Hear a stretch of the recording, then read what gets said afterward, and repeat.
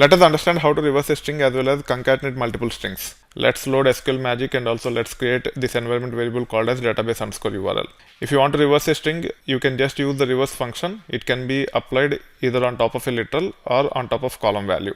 We will see example very shortly. We can concatenate multiple strings using concat or concat underscore ws. Concat underscore ws is typically used if you wanted to have the same character or set of characters between all the strings that are being concatenated. For example, if you have year, month and date like this, and if you want to concatenate all these three things with hyphen or forward slash, then using concat underscore ws make it a bit more readable. We will see that example in a moment. For now, let's start with reverse. This is how the reverse look like. You can specify the string like this, or you can also specify column. All the column values will be reversed for us if we specify a column. In this case, as we have only one string, it just reversed that string.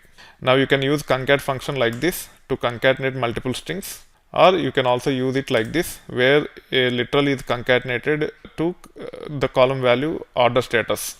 You can see all the column values related to order status is prefixed with order status is by using concat function.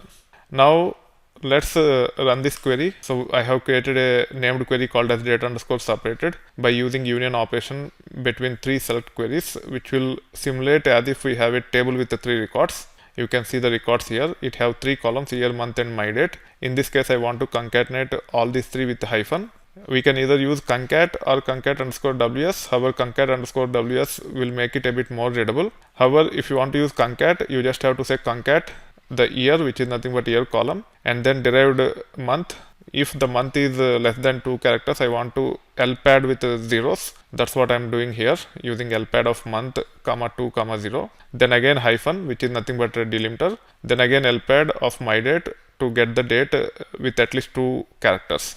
Now you should be able to run this and you can see the results the way we want. We can see the full date with the hyphen as delimiter between year and derived month to 2 characters and derived date to 2 characters using lpad.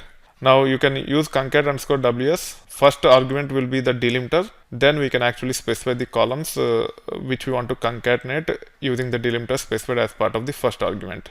This will also give the same results. However, this approach is a bit more readable compared to concat when we wanted to add delimiter between all the column values while concatenating them.